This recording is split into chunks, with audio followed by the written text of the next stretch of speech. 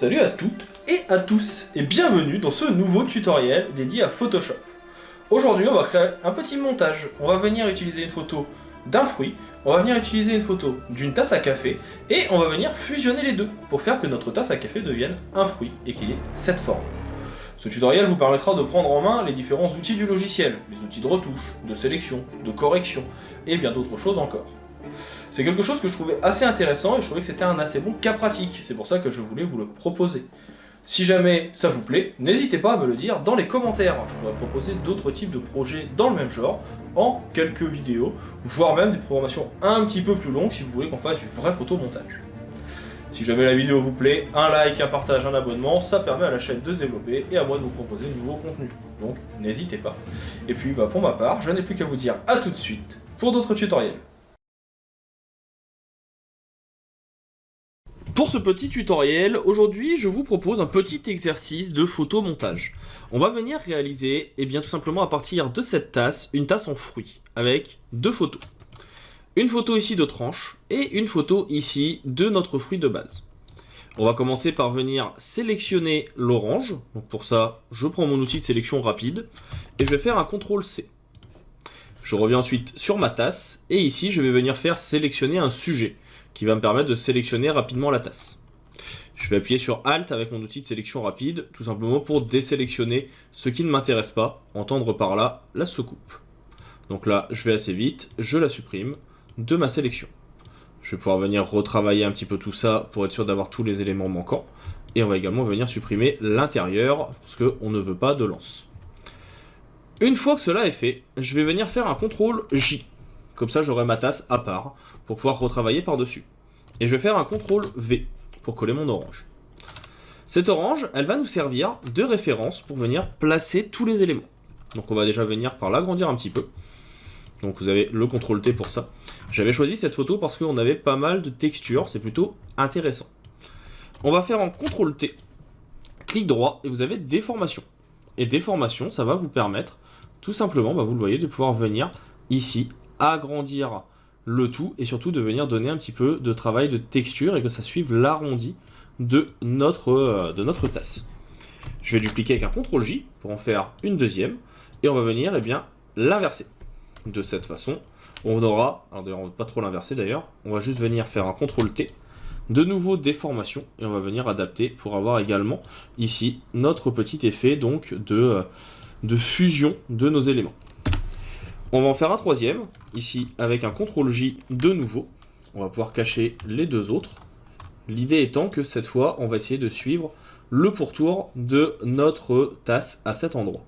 Donc l'idée c'est d'avoir un petit effet de renflement qu'on a déjà ici, qu'on peut voir, et qui fonctionne pas mal. On va prendre nos trois objets, et on va appuyer sur la touche Alt. Ça va nous permettre tout simplement de faire qu'il ne soit visible que sur le calque inférieur. De cette façon, on va pouvoir venir fusionner plus facilement nos différents éléments. Je vais en faire encore un dernier que je vais aussi écrêter avec la touche Alt, qui lui nous servira tout simplement pour le dessus. Donc là, on va juste venir le tourner un petit peu, l'agrandir, et ça sera donc la forme supérieure. On viendra bien sûr la fusionner comme il faut juste après.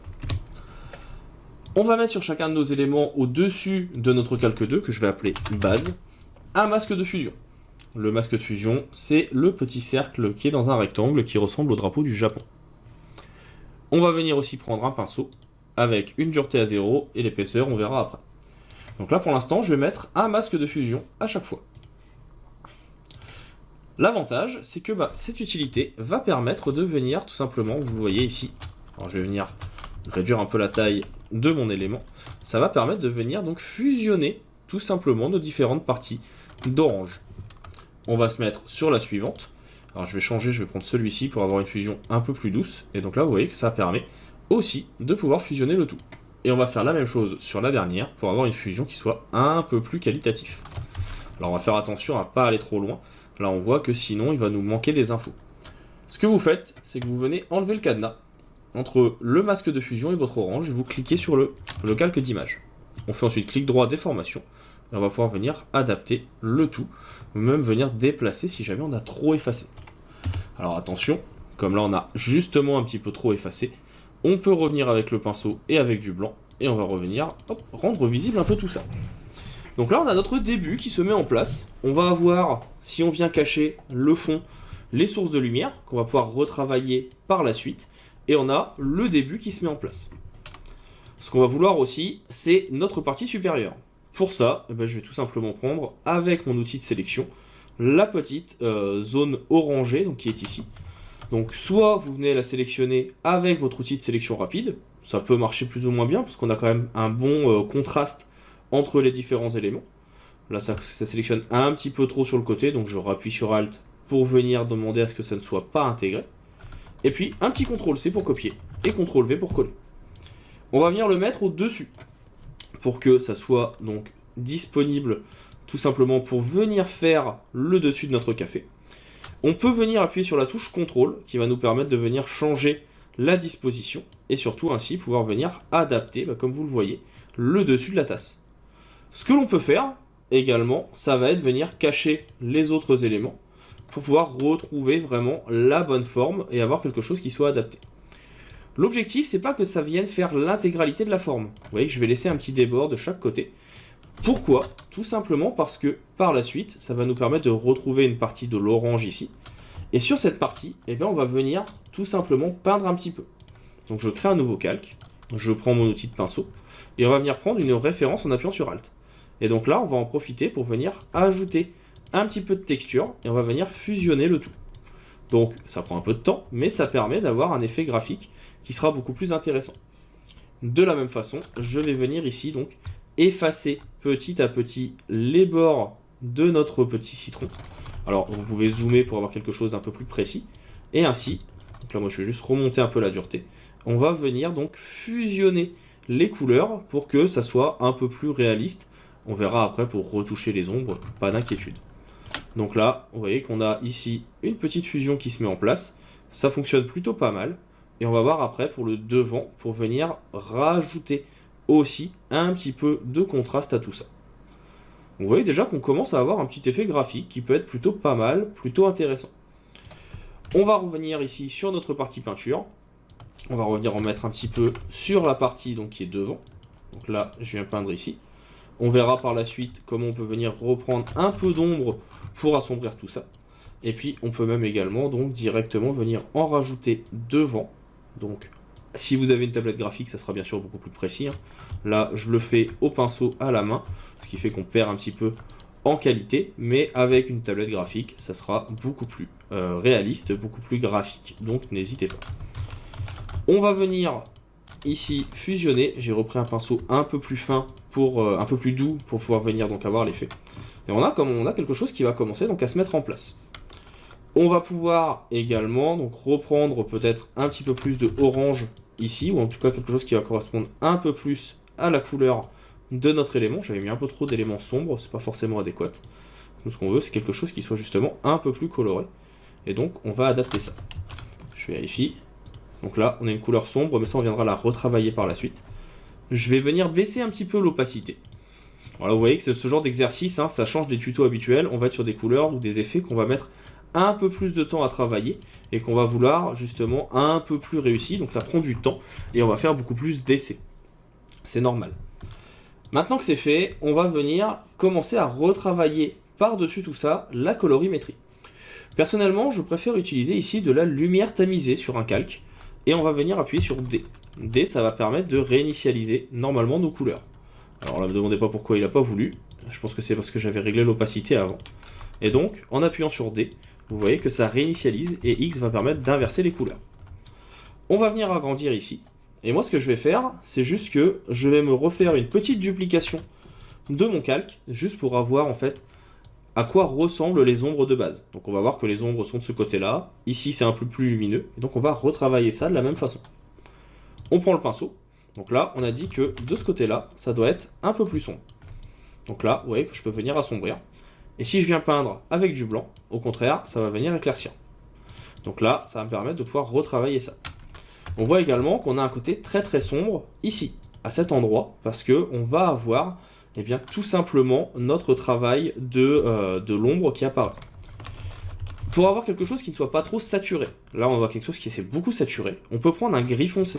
Donc ça va permettre d'assombrir tout en n'ayant pas cette sursaturation justement qui sera visible.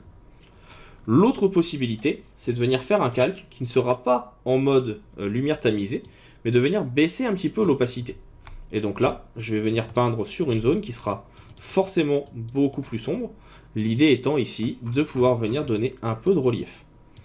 Ce que vous pouvez faire aussi, c'est venir prendre quelque chose qui sera gris, foncé, mais qui tire aussi vers le orange, pour avoir quelque chose qui corresponde un petit peu plus aux teintes que l'on veut mettre en avant. Donc là, bon, je ne l'ai pas forcément bien fait, mais vous avez l'idée. L'autre possibilité aussi, c'est de venir utiliser les outils de teinte, de densité plus et moins. Pour ce faire, petit conseil, vous remplissez votre calque avec du gris à 50. Donc là, vous avez la luminosité, vous mettez à 50. Vous remplissez votre calque. Alors, hop, là, il y a une petite sélection qui s'est mise en place parce que j'avais laissé de la couleur dedans. Donc là, je remplis. Ça, vous allez le mettre ensuite en incrustation ou en lumière tamisée. Et le fait de maintenant d'utiliser densité plus et densité moins, que nous avons ici, va permettre de pouvoir venir assombrir certaines parties ou au contraire en éclaircir d'autres. Donc là, par exemple, vous voyez que ça va me permettre de pouvoir venir assombrir les parties qui sont ici, de venir dans les tons foncés réassombrir encore par-dessus pour créer cet effet de relief. Et on va avoir juste un pinceau sur lequel on va pouvoir jouer pour faire ça. Et on repasse à tout moment sur le blanc, sur les tons clairs ou les tons moyens, pour venir corriger. Donc là, par exemple, on sait qu'on va avoir une partie que l'on veut un peu plus blanche. On peut le faire dans les tons foncés. On va venir également peut-être augmenter un petit peu l'exposition pour que ça aille un peu plus vite. Et vous allez venir travailler au fur et à mesure pour avoir quelque chose qui nous convienne.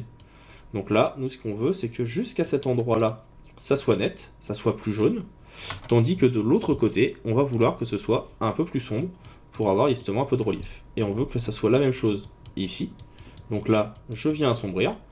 On va avoir ensuite des éclats de lumière qu'on va laisser visibles, et ainsi on va créer nos effets de relief, nos effets d'ombre très facilement.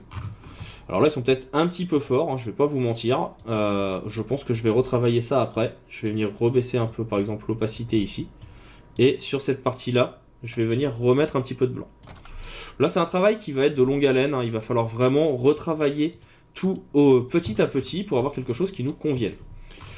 On va venir également faire des petits points, des petits highlights. Donc là, pour ça, je vais prendre un pinceau qu'on va vouloir très fin sur un nouveau calque. Et si vous regardez bien, ici, on a une lumière, juste un trait, qui va être visible. Je vais augmenter mon lissage. On va le mettre à 15. Je vérifie. Voilà, il me plaît bien. Et là, on va en fait pouvoir venir mettre du blanc. Donc je rappuie sur X. Et donc l'idée, c'est de mettre du blanc. Mon opacité n'est pas assez forte. Et mon pinceau est un peu trop grand. Donc je vais le mettre à 10. Et donc je pars d'ici. Et donc là, on va pouvoir venir se mettre cette petite highlight à cet endroit. Je vais faire filtre, flou, flou gaussian. Et en augmentant l'effet de flou gaussian, vous avez la highlight que vous voyez qui va pouvoir apparaître et qui va être à cet endroit. Suivant comment vous l'avez tracé et comment vous l'avez mis en place, ça sera plus ou moins visible. L'autre solution, qui est intéressante aussi, c'est de venir le faire avec la plume. Et de dire qu'on doit avoir ici une highlight, qu'on va venir tout simplement prendre notre pinceau, donc on l'a déjà réglé, faire un clic droit, et on va faire contour du tracé. On va lui demander de simuler la pression et de prendre le pinceau. Il va prendre les paramètres qu'on a mis juste avant. Et si je clique sur OK, eh bien, vous allez voir qu'on a la highlight qui s'est mise en place. Si je regarde bien, on va aussi en avoir un petit peu sur le côté ici. Ça, on viendra le refaire après pour avoir un peu plus de luminosité. Et on va avoir une partie qu'on va pouvoir venir ici donc retracer. Donc, autant le faire directement à la plume aussi. Avoir ici cette partie-là qui va nous permettre de venir peindre dans une sélection. Donc là, je viens prendre mon pinceau. Je vais venir tout simplement faire ma forme. Petit CTRL D. Et là, on va pouvoir venir refaire l'effet de flou. Donc là, on fait flou gaussian. Et si on augmente, vous voyez, vous avez donc l'effet qui se met en place, qu'on va pouvoir venir atténuer. Ce que j'aurais dû faire, qui est une erreur de ma part, c'est que cette partie-là, on aurait dû la faire sur un nouveau calque. Donc, hop, là on est bon. Le filtre flou, flou gaussian, on augmente l'effet, et donc on va pouvoir venir accentuer ce retour ici de luminosité qu'on n'avait pas tout à l'heure. Si c'est un peu trop fort, vous venez gommer, soit avec une gomme à 0%, soit avec une gomme au contraire un peu plus dure. Donc là par exemple, on n'en veut pas à cet endroit. vous allez venir retravailler petit à petit pour dire que là, cette partie-là, il n'y a pas besoin. Ici, donc, je vais venir le gommer avec une dureté un peu plus légère pour que ça soit un peu plus doux. Et donc, on va avoir notre effet qui va se mettre en place et qui va faire ressortir le tout. On peut baisser l'opacité, donc pour que ce soit plus ou moins fort. Et on a commencé à avoir donc notre effet de café, vous voyez, qui se met en place.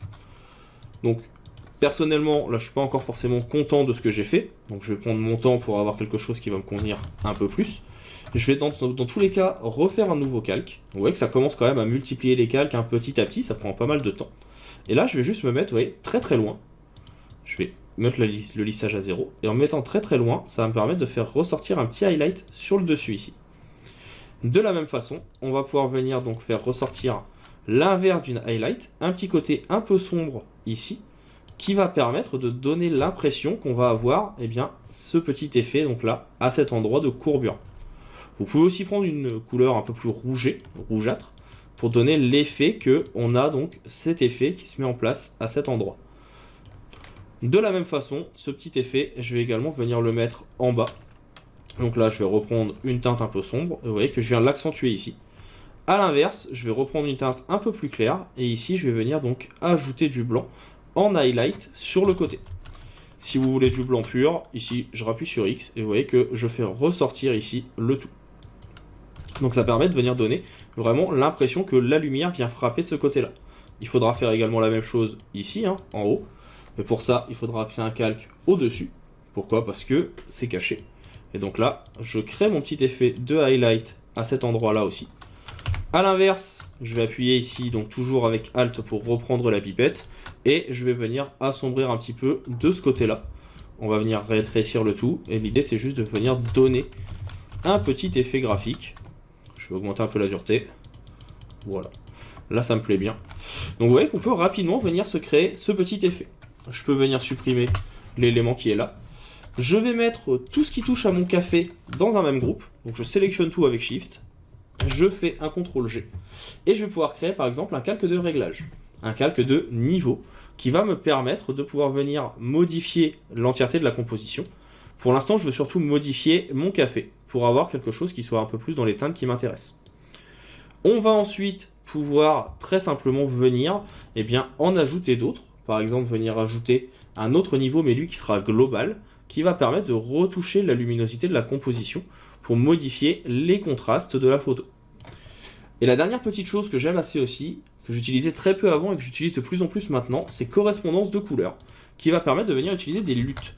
Et là, vous voyez que vous avez en fait des effets graphiques que vous allez pouvoir ajouter et qui vont permettre de donner des effets graphiques à votre photo et surtout de fusionner un petit peu mieux les différentes couleurs et donner des effets graphiques. Donc là, on peut essayer par exemple un effet un peu vintage ou un effet donc là que vous avez qui fait ressortir un peu un côté film d'horreur. Moi, c'est plutôt vers les Fuji que je vais aller travailler parce que je veux un côté un peu traditionnel avec un grain qui ressort. Et je vais retravailler aussi le niveau ici parce que du coup, c'est un peu trop clair et on adapte le tout. Et vous voyez que vous avez pu faire votre petite tasse assez vite, que si besoin, vous avez vos calques que vous pouvez retoucher. Là, moi, j'ai ma highlight ici qui est un peu trop forte. On va la flouter aussi un petit peu. Des fois, vous voyez, il faut revenir sur des choses qu'on a déjà fait pour venir corriger. Mais on la veut un peu plus floue, cette highlight. Voilà. Là, ça me plaît bien. Et donc, on va avoir notre tasse qui est réalisée. C'est pas forcément le meilleur photomontage du monde, mais ça marche bien. On a un petit effet graphique. On a notre élément ici avec le dessus.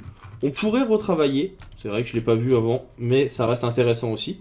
Pour donner un petit effet de relief sur le dessus. Donc pour ça, on pourrait venir se mettre sur celui qu'on avait tout à l'heure, sous cette partie-là. Et là, on pourrait venir tout simplement prendre, je pense que cette couleur-là. Et donc, on va prendre du noir. Voilà, je vais venir assombrir. Je vais le mettre en lumière tamisée. Et puis en fait, on va pouvoir venir assombrir un petit peu sur le dessus. On réduit la dureté. Et donc là, on va pouvoir venir dire que voilà, là, on a un peu de profondeur sur cette partie-là. Parce que forcément, c'est le dessus. On peut venir en mettre aussi un petit peu derrière. Donc là, on va créer un nouveau calque aussi en lumière tamisée. Et là, l'idée, c'est plutôt de venir dire que, hop, là aussi, on a un petit effet de profondeur qu'on veut mettre en avant. Attention, si vous le mettez trop présent, vous voyez que là, ça va tout de suite venir colorer le tout. Donc, on peut venir gommer si besoin. L'idée, c'est vraiment de donner l'impression qu'il y a de la profondeur. Il y a plein de techniques qui existent, hein. Moi je vous propose juste celle-là rapidement parce que je trouve ça assez intéressant. Et puis bah, vous avez votre petit café qui est prêt. J'espère que ce tutoriel vous aura permis de mieux comprendre un petit peu différents outils de peinture, un petit peu d'effets de photomontage et de fusion. Vous voyez qu'on peut avoir des effets graphiques assez intéressants. Il faut bien observer la lumière. Je suis moi-même pas un spécialiste, mais je trouve que les rendus peuvent être assez rapidement qualitatifs. On aura d'autres astuces si on y prend un peu plus de temps. Là, en 20 minutes, on fait au mieux. J'espère que ça vous a plu. Si c'est le cas, un petit commentaire, un like, un partage, un abonnement. Et puis bah moi, je vous dis à bientôt pour d'autres tutos sur Photoshop.